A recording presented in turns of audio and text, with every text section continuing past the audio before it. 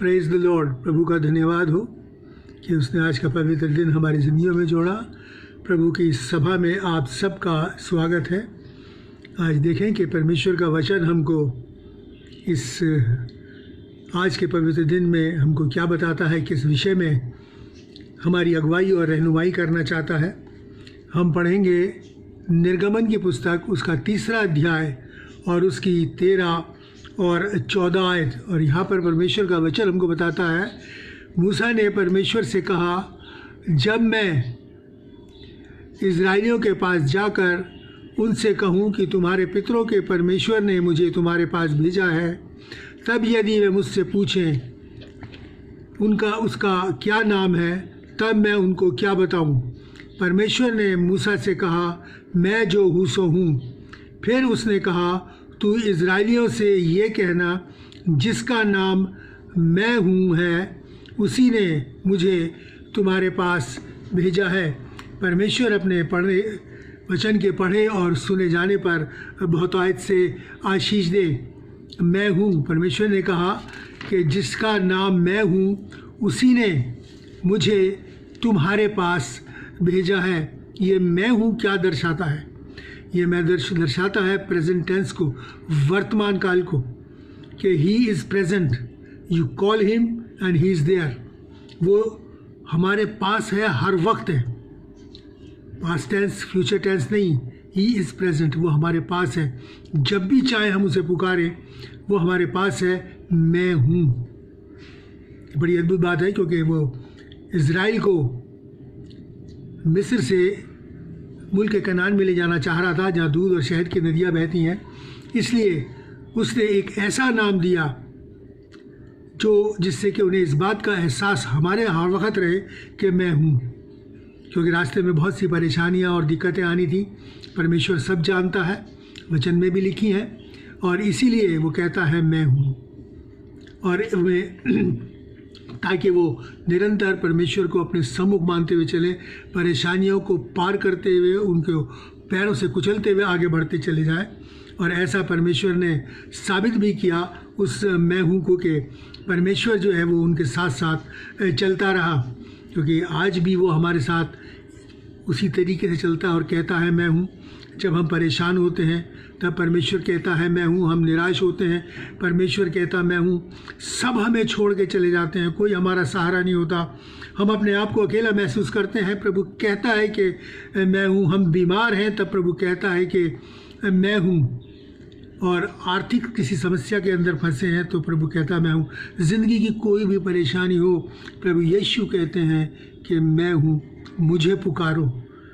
मैं तुम्हारे इधर उधर नहीं गया, बल्कि मैं तुम्हारे साथ हूँ, मुझे पुकारो।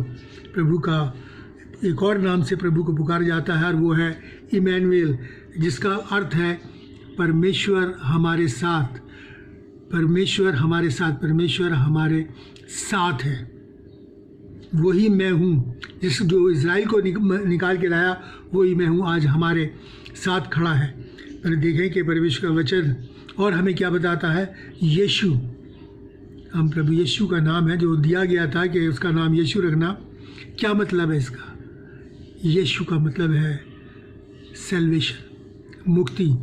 और उसका ये नाम ही उसका काम था, और उसने उस काम को बाखूबी अंजाम दिया और उस सलीब पर अपना जान देकर हमें पापों से मुक्ति दी। हमें पापों से मुक्ति ये प्रभु यीशु मसीह ने करके हमको दिखाया।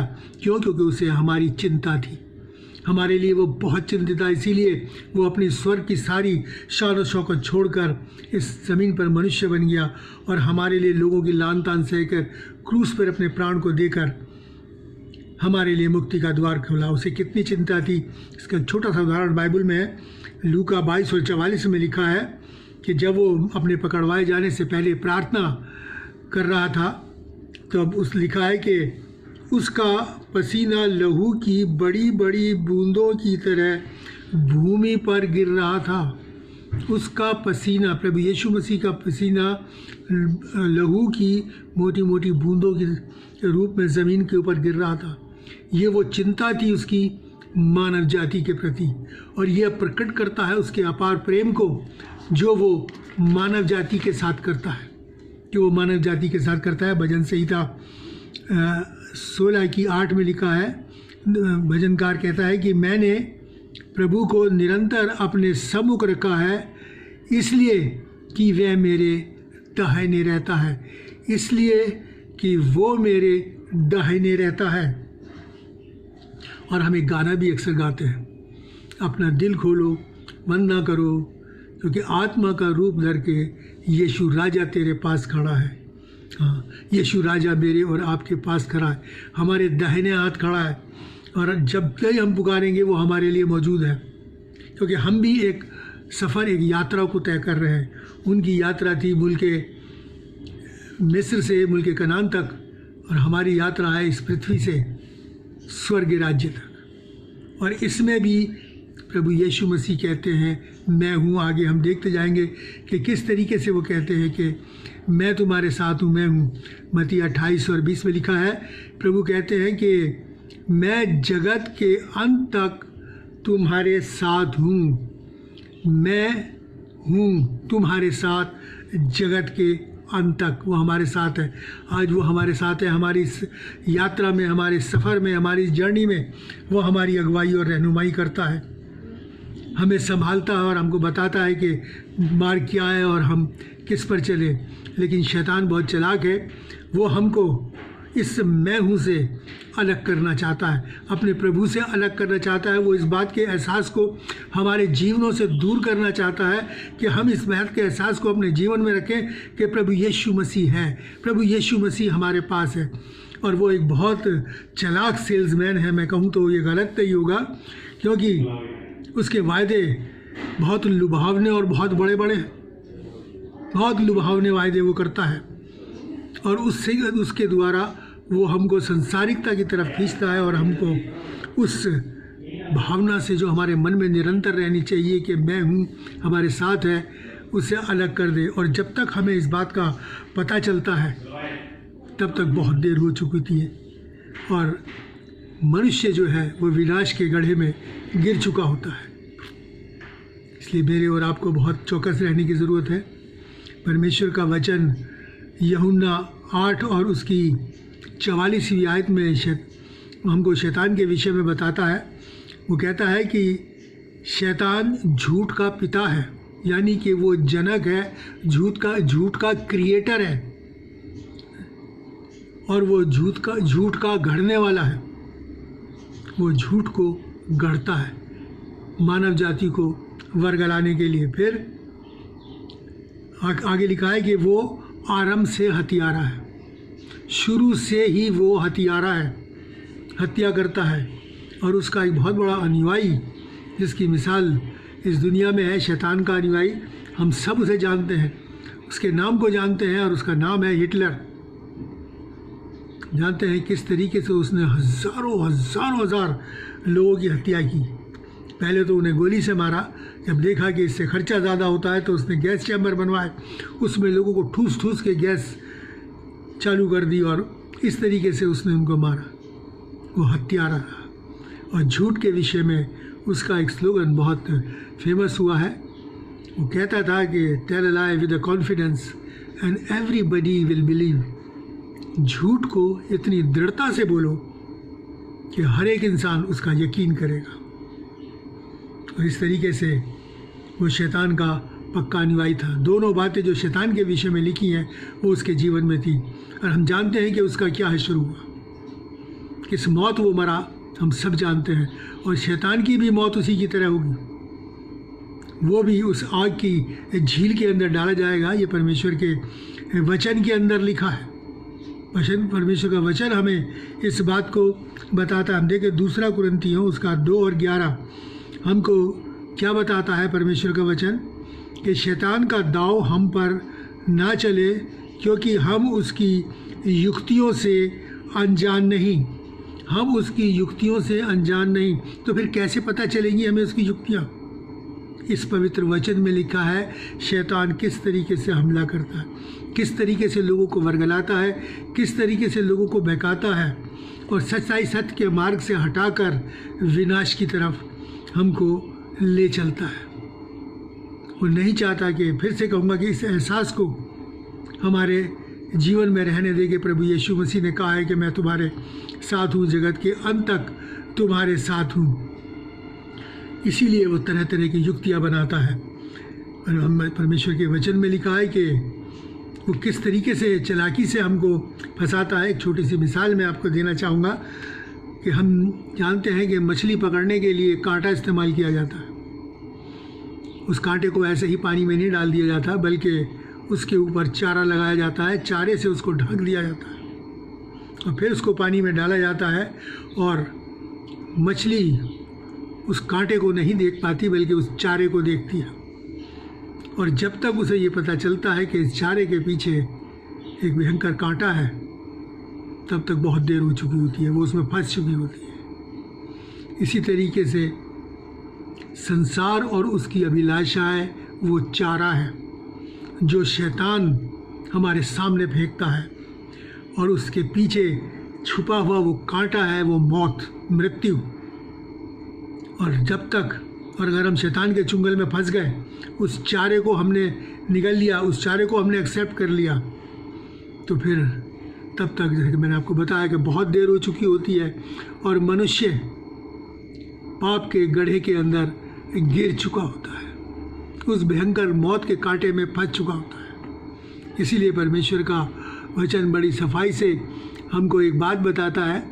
1 कुरिन्थियों 7 और 31 में लिखा है कि इस संसार के साथ व्यवहार करने वाले ऐसे हों कि संसार के ना हो लें। ये परमेश्वर का वचन है जो हमको बताता है, गाइड करता है। इस संसार के साथ व्यवहार करने वाले या संसार में रहने वाले ऐसे हों कि संसार के ना हो लें। प्रभु यीशु मसीह हमको ये बताना चाहते हैं कि इस संसार में रहते हुए भी हमें संसारिक नहीं होना है। संसार तो हमारी रणभूमि है जिसमें कि हमें बुराई से लड़ना है, आकाश की उन अदृश्य शक्तियों, शैतानी शक्तियों से लड़ना है प्रभु यीशु मसीह के होकर, क्योंकि शैतान का मुकाबला प्रभु यीशु मसीह में ही हो सकता है। और उसके हथियारों के विषय में मैं आपको पहले बड़े विस्तार से बता चुका हूँ। देखिए परमेश्वर का वचन और हमें क्या गाइड करता है। यहाँ लिखा है यशाया 30 और उसके 15 में, प्रभु यूँ कहता है कि लौट आने और शांत रहने में ही तुम्हारा उद्धार है। जब प्रभु यीशु मसीह ने अपना प्रचार शुरू किया, तब उसने एक सेंटेंस से शुरू किया, और वो था मन फिराओ, क्योंकि परमेश्वर का राज्य निकट है। मन फिराओ यानी कि संसारिकता से, अपनी बुराइयों से अपने मन को फिराओ और प्रभु परमेश्वर की ओर मोड़ लो, और इसी में तुम्हारा भला है, इसी में तुम्हारा उद्धार है, इसी में तुम्हारी मुक्ति है। यही तुम्हारी सैल्वेशन है कि हम अपने मन को बुराई से फेर लें, शैतान के उस चारे की तरफ ना देखें, क्योंकि शैतान का वो चारा बहुत भयानक है। लोग फंसाता है धन के लोभ में, नाच रंग के अंदर, व्यभिचार के अंदर, ये शराब नशीली वस्तुओं के सेवन करने के अंदर, इसके अंदर फंसाता और अट्रैक्ट करता हमें कि ज़िंदगी का मज़ा तो यही है। लेकिन मेरे प्यारे भाई बहन, ज़िंदगी का मज़ा नहीं, ये वो चारा है जिसके पीछे मौत का भयंकर कांटा है। हमको बचना है। और एक और बात देखिए, परमेश्वर का वचन बड़ी अच्छे तरीके से हमें समझाता है। यशाया 65 और 2 में कहता है कि मैं एक अकेली जाति की ओर दिन भर हाथ फैलाए रहा, जो अपनी युक्तियों के अनुसार बुरे कामों में बने रहते हैं, बुरे कामों में बने रहते हैं, बुरे कामों में ही चलते हैं। मैं दिन भर एक हठीली जाति की तरफ, जो मानते नहीं, अपने प्राण भी मैंने कुर्बान कर दिए, लेकिन फिर भी वो मेरी ओर नहीं फिरते। मैं अपने हाथ फैलाऊँ, जो हाथ उसने उस सलीब के ऊपर फैलाए थे मेरे और आपके लिए, वो हाथ आज भी फैले हुए हैं। वो चाहता है कि हम फिर के उसकी बाहों में सिमट जाएं। वो कहता है दिन भर का मतलब है प्रभु यीशु मसीह के जन्म से और उसके दूसरे आगमन तक एक दिन कहा गया है कि जब तक आज का दिन कहलाता है, ये दिन कहलाता है, तब तक एक दूसरे को समझाते रहो। इस दिन के अंदर बहुत से दिन और रात हैं, हज़ारों दिन और रात हैं, लेकिन ये एक दिन के रूप में इसकी उपमा दी गई है। और उसके बाद एक और दिन शुरू होगा, जब प्रभु यीशु मसीह आएंगे और न्याय करेंगे। उसके बाद वो दिन कभी ख़त्म ना होने वाला दिन होगा। वो दिन कभी ख़त्म ना होगा जिसके लिए कहा गया है अनंत जीवन, ना ख़त्म होने वाला दिन। उस दिन के विषय में भी अभी हम बात करेंगे, वो क्या होगा, कैसा होगा। परमेश्वर ने अपने वचन में मेरे और आपको बखूबी उस दिन के विषय के अंदर बताया है। प्रभु यीशु मसीह ने कहा मैं हूँ। मैंने आपको कहा कि वो मैं हूँ आज भी मेरे और आपके साथ है। और इस बात को हम वचन से देखेंगे कि किस तरीके से।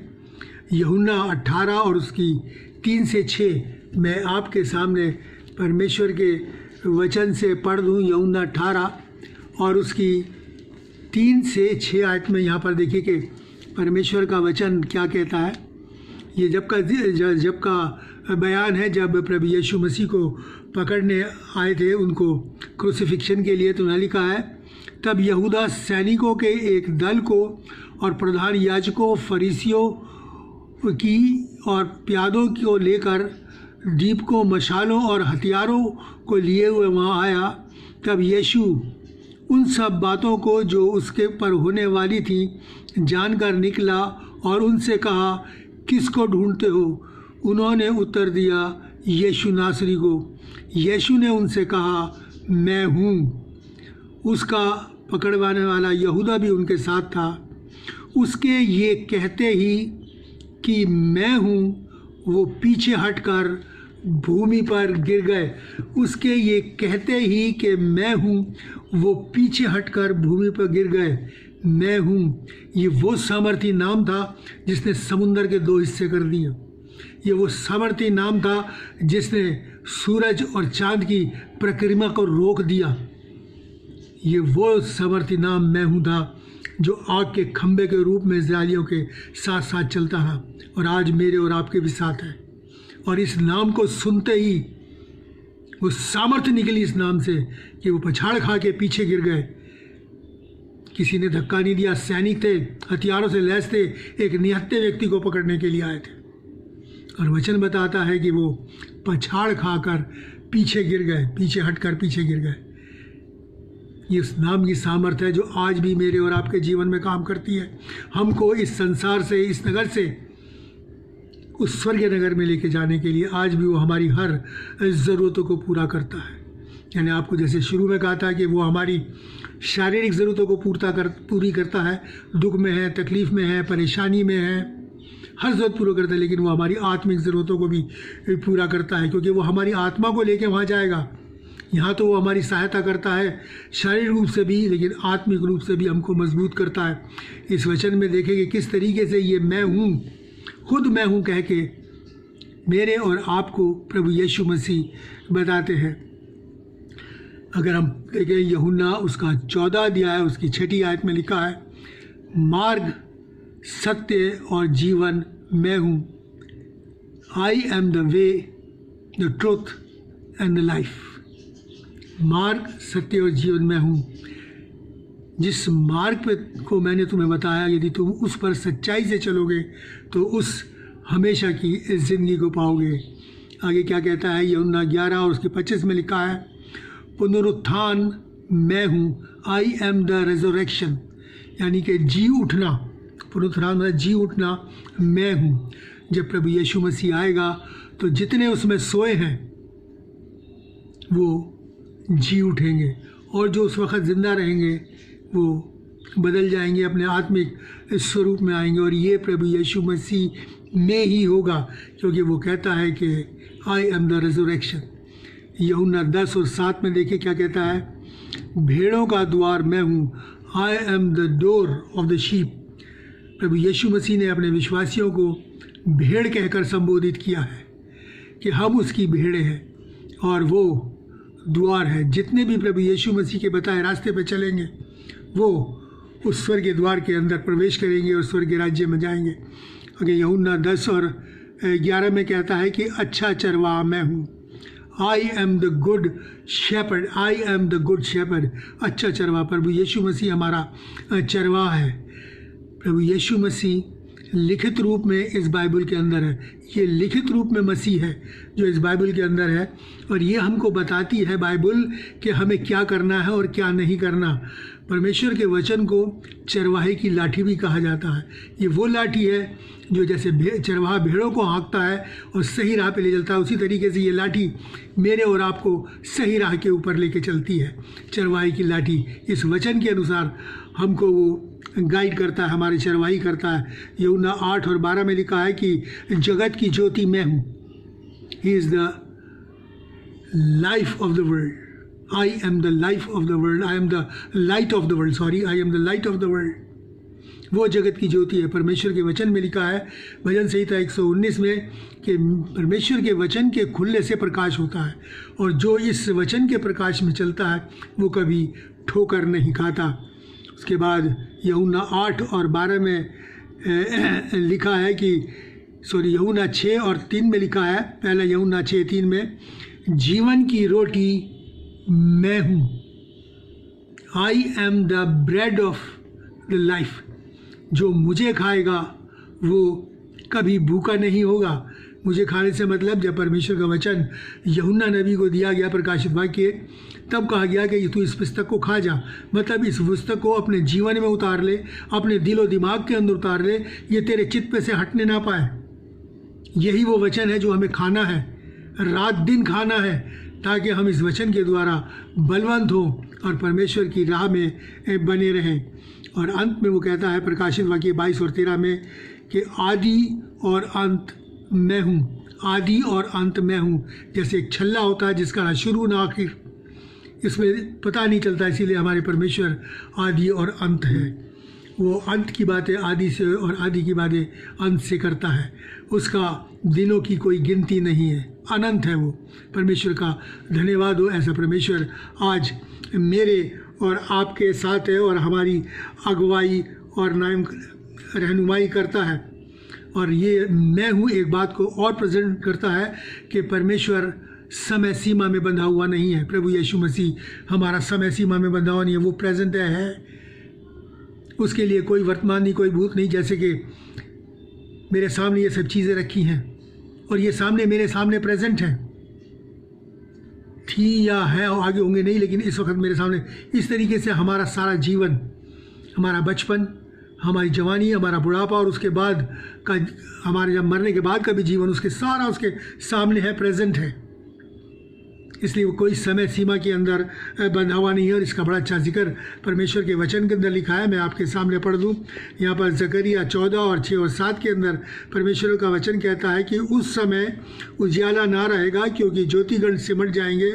लगातार एक ही दिन होगा जिसे प्रभु ही जानता है। ना तो दिन होगा और ना रात होगी, और दिन के समय का उजियाला होगा और शाम के समय का उजियाला होगा। परमेश्वर आदम से शाम के समय मिलने आया करता था, और शाम के समय क्या होता था? ठंडा मौसम। हाँ, वैसे ही बाग अदन का सा माहौल मेरे और आपके लिए आगे को मिलने वाला है, अगर हम प्रभु यीशु मसीह में बने रहेंगे। प्रकाशित वाक्य है उसका 21वां अध्याय और 25 से 23वीं आयत में आपके सामने पढ़ दूँ। यहाँ पर बड़ी अच्छी तरीके से इस बात का जिक्र किया गया है। लिखा है, उस नगर में सूर्य चांद के उजाले की आवश्यकता नहीं होगी, क्योंकि परमेश्वर का तेज से उसमें उजाला हो रहा है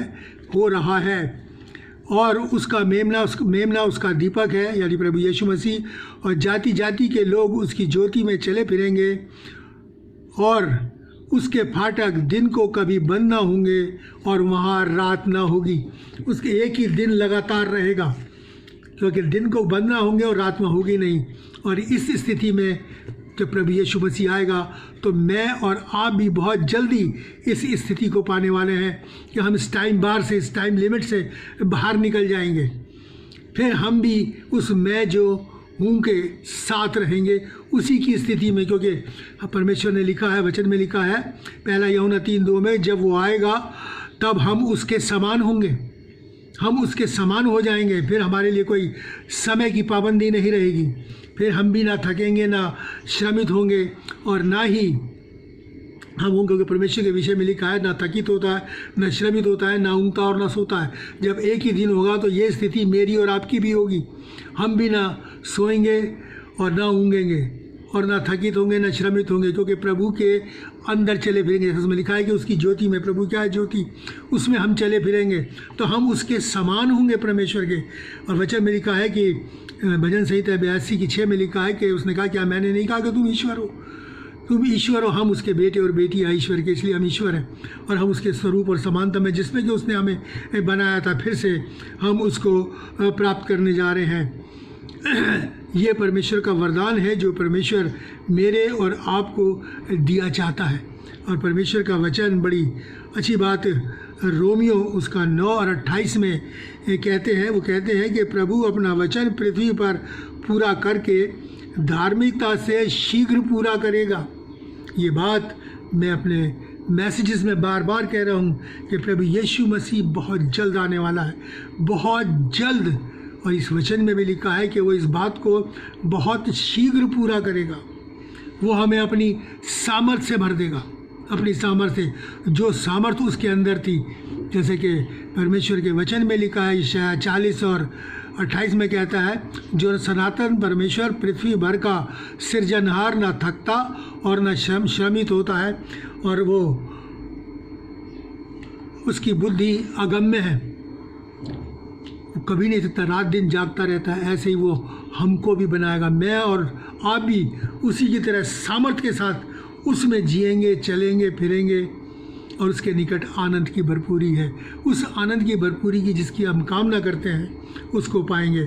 इसलिए मैं आपसे एक निवेदन करता हूँ कि हम उन लोगों में ना हो जो पीछे हट के गिर गए, बल्कि उन लोगों में हो जो उसके साथ साथ चलें, उसके वचन के अनुसार चलें और हमेशा की ज़िंदगी को पाएँ। इस समय सीमा से बाहर निकलकर परमेश्वर के स्वरूप और समानता में ढल जाए। परमेश्वर इन वचनों के द्वारा हम सबको बहुतायत से आशीष दे। प्रभु आप सबको आशीष दे। हम दुआ मांगे। महान और दयालु परमेश्वर, तेरा धन्यवाद करते हैं, तेरी स्तुति, तेरी प्रशंसा और तेरी जय जयकार करते हैं।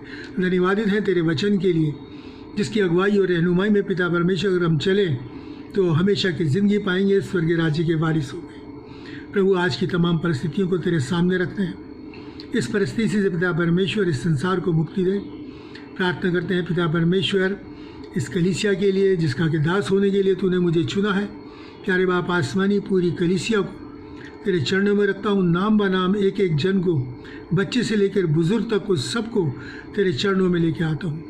आशीष दे, बरकत दे पिता परमेश्वर, और शैतान की हर चाल से बचा, पनाह और हिफाजत में रख। प्यारे बाप आसमान, सबके लिए आशीष मांगता हूँ। पूरे संसार पर तेरा अनुग्रह दया हो, तेरी ओर फिरें और तमाम परेशानियों से मुक्ति पाएँ, क्योंकि आज भी तू है, मैं हूँ, हमारे साथ है। प्रभु यीशु मसीह नासरी के नाम से मांगते हैं, आमीन। और अब हमारे खुदा यीशु मसीह का फजल, खुदा बाप की मोहब्बत और पाक रूह की रिफाकत हम सब के साथ और तमाम मसीह ईमानदारों के साथ अब से लेकर हमेशा तक होती रहे, आमीन। प्रभु आप सबको आशीष दे। एक और निवेदन मैं आपसे किया चाहता हूँ कि अगर आपके पास कोई प्रार्थना का विषय है तो आप उसको हम तक पहुँचाएँ। आपके लिए प्रार्थना की जाएगी और प्रभु, मुझे पूरा प्रभु पे विश्वास है कि वो हमारी प्रार्थनाओं को सुनता है। उसने सुना है और बहुत से लोग ने चंगाई पाई है, दुष्ट आत्माओं से मुक्ति पाई है। अगर आप भी चाहते हैं मुक्ति पाना तो प्रभु के साथ रहिए, उसके वचनों के अनुसार चलिए। और अगर कोई प्रार्थना का विषय है तो हम तक ज़रूर पहुंचाइए, हमें व्हाट्सएप कीजिए ताकि आपके लिए प्रार्थना की जा सके। और ये वचन परमेश्वर का, इसको ज़्यादा से ज़्यादा शेयर कीजिए, क्योंकि परमेश्वर ने अपने वचन में लिखा है कि तुम दुनिया के छोर तक मेरे गवाह होगे। इस वचन को हमें दुनिया के छोर तक पहुंचाना है और उसके गवाह आप बन सकते हैं इस वचन को शेयर करने के द्वारा। मैं भी करता हूँ, जो और बहुत से परमेश्वर के दास हैं, जब उनके वचन को मैं सुनता हूँ और सुन के उसे आगे शेयर करता हूँ, ताकि ये वचन जल्द से जल्द सारे दुनिया में पहुँचे, दुनिया के छोर तक पहुँचे। और परमेश्वर के वचन में लिखा है कि जब सारे जगत में इसका सुसमाचार का प्रचार हो जाएगा तब अंत आ जाएगा, यानी कि प्रभु यीशु मसीह आ जाएगा। इस कार्य में हमारा सहयोग कीजिए और ज़्यादा से ज़्यादा शेयर करके इस वचन को लोगों तक पहुंचाने के लिए बड़ा अनुरोध कीजिए। प्रभु आप सबको आशीष दे। God bless all of you. Thank you.